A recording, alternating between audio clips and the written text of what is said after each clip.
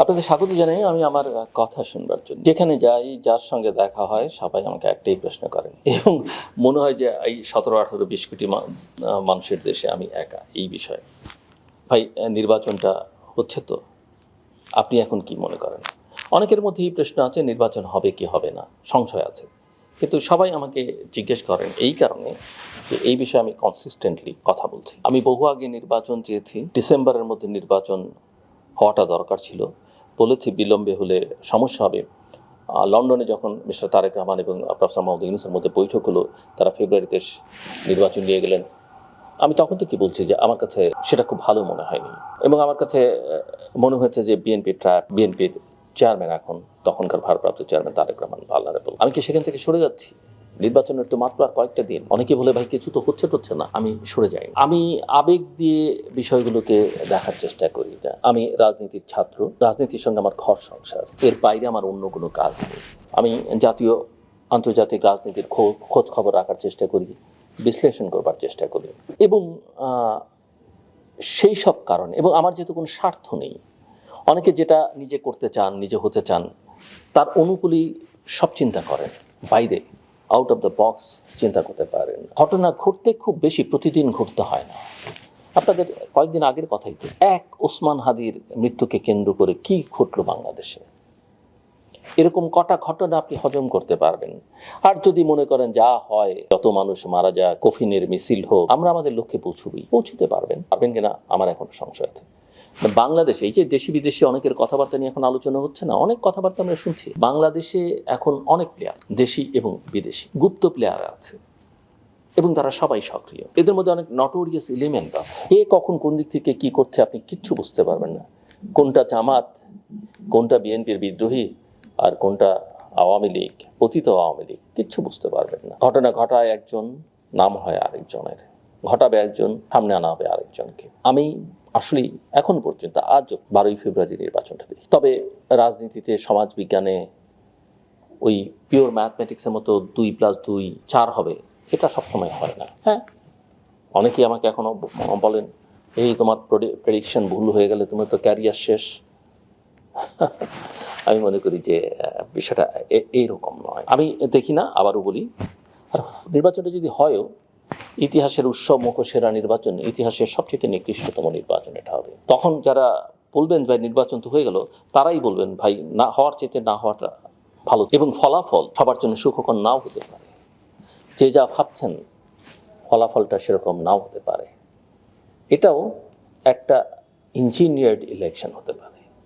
আমার আশঙ্কা যদি হয়, শেষ পর্যন্ত যদি ইলেকশনটাকে বের করে নিয়ে যাওয়া যায়, তাহলে ফলাফলটা সেরকম হবে। তারপরে কি হবে, কে কাকে সামলাবে, কে জামাতকে সামলাবে, কে বিএনপিকে সামলাবে, কে আওয়ামী লীগকে সামলাবে, সেটা পরে দেখা যাবে। এবং বাংলাদেশের রাজনৈতিক অঙ্গনের অস্থিতিশীলতা আরও বাড়বে এবং সেটা বাংলাদেশের নিরাপত্তা সংকটকে আরো গভীর করে তুলবে। একটা দেশ, যেই দেশের জনসংখ্যার সিংহভাগ নারী, যেই দেশে পুরুষ আর নারী ভোটার প্রায় সমান, নারীর অংশগ্রহণ কোথায় আছে? একদম নাই। জাতীয় ঐকমত্য করা হলো, কমিশন হলো, নারীর অংশগ্রহণ দেখেছেন? নাই। বাদ দেন, দিলাম বাদ, নারীরা এমনিতেই সফট, সহনশীল, অনেক ত্যাগ স্বীকার করতে চান। বাংলাদেশে যে এই যে বিভিন্ন আরো কতগুলো ধর্মের মানুষ আছে, হিন্দু, বৌদ্ধ, খ্রিস্টান, অন্য ভাষায় কথা বলা মানুষ আছে, আদিবাসী না বলতে চান তারা নিজেরা বলতে চায়, আপনি তাও বলতে দেবেন না। আমি সেই প্রসঙ্গেই গেলাম না। ক্ষুদ্র নৃতাত্ত্বিক জনগোষ্ঠী বলেন, উপজাতি বলেন, যা খুশি তা বলেন, পাহাড়ের মানুষ বলেন, সমতলের মানুষ বলেন, তারা অন্যান্য সম্প্রদায়, যে দলিত সম্প্রদায়, বেদেক, অল্প অল্প অল্প লক্ষ লক্ষ মানুষ, আমি তাদের সঙ্গে ঢাকার বাইরে কথা বলছি, আমরা তাদের মধ্যে জরিপ কার্য চালাচ্ছি। কেউ তো বাংলাদেশে নিরাপদ মনে করছেন না। এর মানে এই নয় যে তারা দেশটাকে ভালোবাসেন না, তারা দেশটাকে ভালোবাসেন, আমার আপনার মতোই ভালোবাসেন। ভালোবাসায় কারো একচেটিয়া সম্পত্তি নয়। এই যে লৈঙ্গিক বৈচিত্র্যের যাদেরকে আমরা হিজড়া বলি, এটা বলি, ওটা বলি, তৃতীয় লিঙ্গ বলি, এরা কিন্তু অনেকেই আমাদের মুক্তিযুদ্ধে অংশ নিয়েছেন। এই যে সাঁওতালরা, মারমা বলি, গারো বলি, সবার ভূমিকা আছে।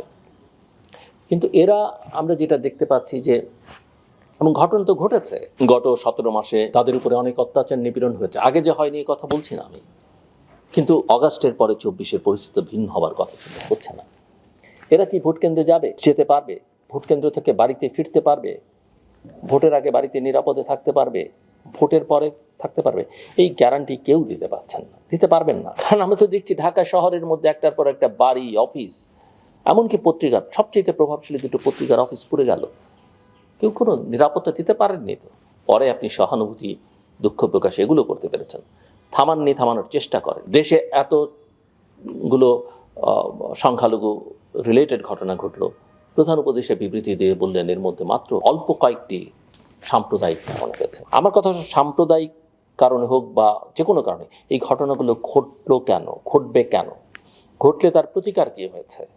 আর যে দেশ তার সংখ্যালঘুর নিরাপত্তা দিতে পারে না, যে দেশের মানুষ, সেই দেশ সবচেয়ে গণতান্ত্রিক, সেই দেশ সবচেয়ে নিরাপদ যেখানে সংখ্যালঘু যারা তারা কমফোর্ট ফিল করে, সেই ভোট সবচেয়ে ভালো যেখানে দিনের শেষে শেষ ভোটারটিও নিরাপদে ভোট দিতে যায়, নিরাপদে বাড়ি ফিরে ভোটে তার ফলাফলে তার ভোটের প্রতিফলন ঘটে। আপনি অন্তর্ভুক্তির কথা বলবেন, আমি অবশ্য সংখ্যালঘু সম্প্রদায়ের বা অন্য ধর্মাবলম্বীদের সঙ্গে যখন কথা বলি, আমি তাদেরকে এটাও বলি যে ভাই, মুসলমানরা কি সবাই ভালো আছে? দরিদ্র মানুষ কি ভালো আছে? বৈষম্য তো আমাদের সর্বত্র, অঞ্চলে অঞ্চলে বৈষম্য, নারী পুরুষে বৈষম্য, কাজেই কষ্ট পাবেন না। দেশটা আমাদের সবার, আমাদের সবাইকে মিলে আসলে দেশটাকে গড়তে হবে।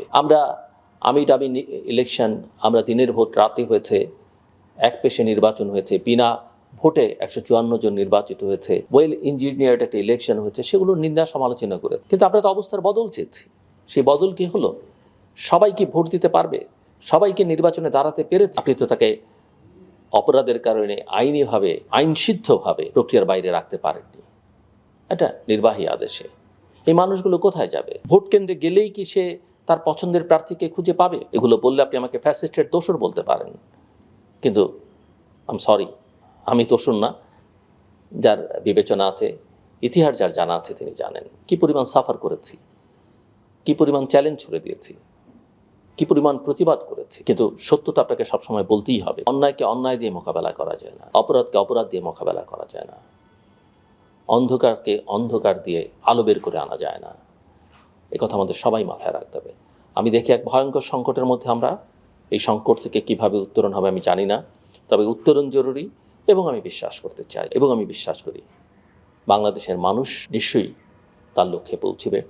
71, 90, 24 বারবার মানুষ দেখেছে তাদের শক্তির কাছে সবাই পরাজিত।